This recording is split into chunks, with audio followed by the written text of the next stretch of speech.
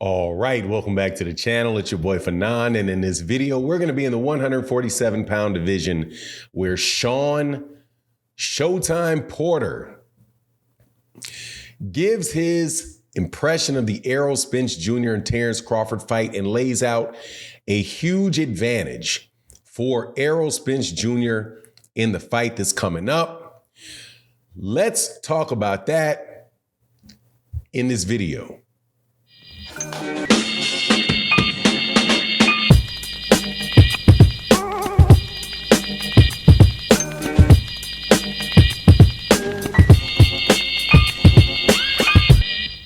All right, welcome back to the channel. It's your boy Fanon, and in this video, we are going to be talking about a fight that is actually being made between Errol Spence Jr.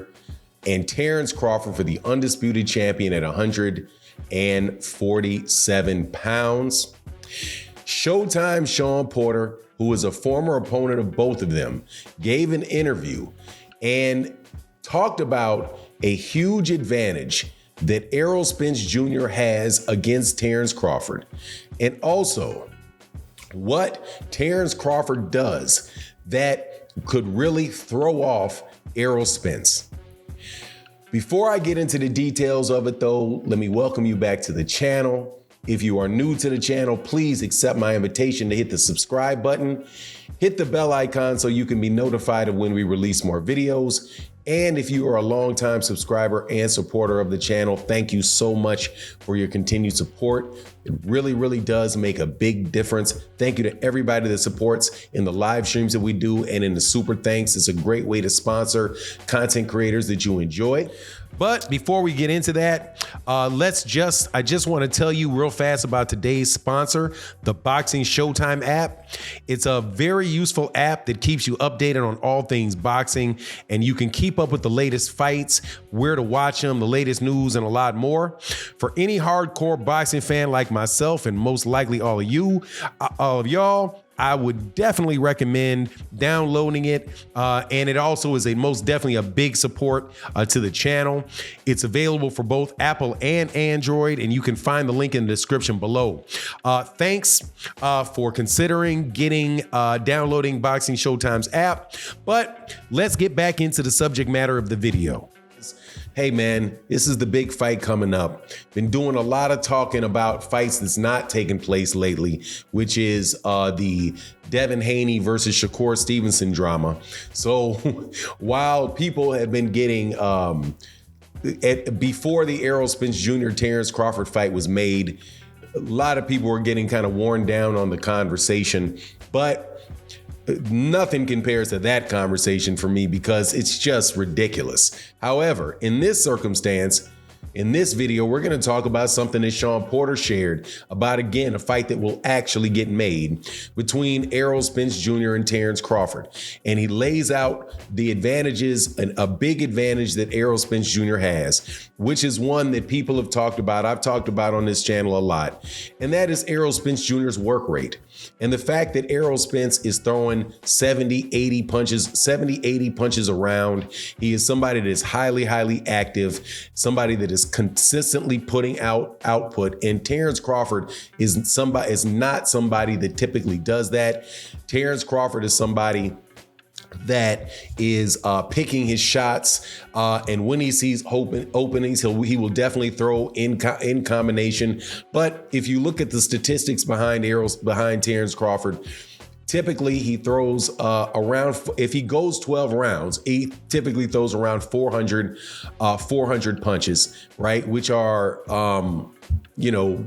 45 punches. If in a high output fight, he'll throw 400 punches roughly. Most times he actually throws around 300 punches, so you're looking at him throwing somewhere between 35 and maybe 45 punches around, 50 at the most that he's going to throw, where Errol Spence Jr. throws twice that constantly. Now, what Shawn Porter said was that there's obviously advantages for Terence Crawford. Terence Crawford has He says Terence Crawford is somebody that can show you range and make you believe that you're in range, but then very quickly you're out of range and he's landing something on you because you thought you were in range, but he can quickly take that away from you. He also said that Terence Crawford is not somebody that stands there. Terence Crawford is actually, let me get that right. The person that wrote this article is saying this portion of it, but I'm going to throw it in there as well. Because I think that it is something that's worth talking about. The person that wrote this article, shout out to Boxing News 24, said that Terence Crawford is not the type of person that's going to stand there. He's somebody that moves constantly for 3 minutes, and he's going to move constantly for 3 minutes. And then whenever Errol gets close enough, he's going to grab him. And because he's a wrestler, Errol's not going to be able to peel himself out of his clinch, and then the ref is going to force Terence Crawford and Errol Spence Jr. to be broken up by the ref, which gives space to Terence Crawford to start and burn the round out. That was what was said about by the person that actually did the article, and not Shawn Porter. Shawn Porter talked about the distance and the gap between them. Now, I like to address all of them, right? All of those points. First and foremost, the work rate is most definitely there. It's most definitely a problem. And the thing with the work rate is not just how many punches he throws, it's what punches he throws. Errol Spence Jr. works behind a jab, a very stiff, fast, straight jab. And when people work behind a jab, you are actually being able to land punches at longer range than you would if you were doing, say, what David Avanesyan was trying to do, or what Gervonta Davis has to do when Gervonta Davis is fighting a taller fighter like a Hector Garcia. It is harder for Gervonta to use his jab. So he will use a high guard, slip in, just gradually move his feet forward to the point where he can land the jab, where he can start landing those shots. That's not the case with Errol Spence Jr. Errol Spence Jr. has a long reach and a long jab from the southpaw position, and that jab gets there on a consistent basis. Now, he's also vulnerable to or subject to punches, people coming over the top of his jab, right? And Terence Crawford is somebody that has long arms. I'm not convinced that his arms are longer than Errol Spence's. There's a 74-inch reach that's listed for Terence Crawford on BoxRec, but there's been fights where his reach has been announced as 71 and 70. I think 74, just like where you have people talking about their height. Some of these guys, those measurements are given to BoxRec and maybe a little bit exaggerated. Errol has like a 71-inch reach, but if there is a reach advantage for Terence Crawford, that will allow him to come over the top of that. As far as Terence Crawford moving, we've not seen that. Not seen that in at least the last 4 years. And as somebody that is a 35, 36-year-old man with a lot of additional body weight on him, the idea that he's going to be shifting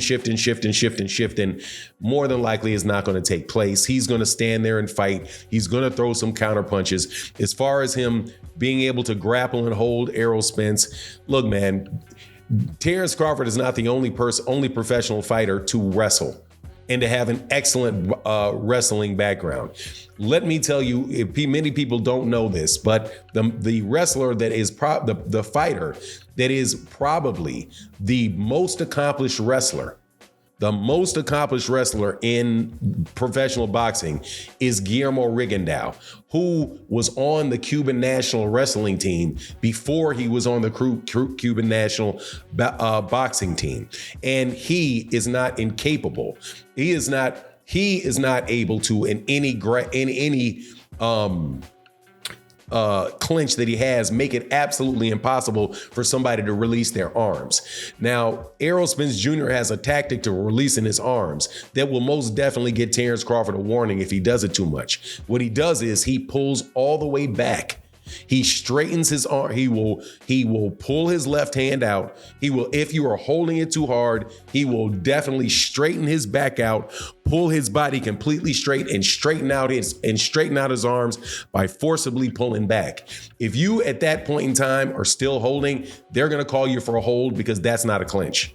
A clinch is when you're inside and you clinch on the inside. If somebody is trying to break the clinch and literally straighten their arms out and are trying to yank themselves free, if you do that on multiple occasions, you're going to get a warning for holding, because there is a difference between holding and clinching.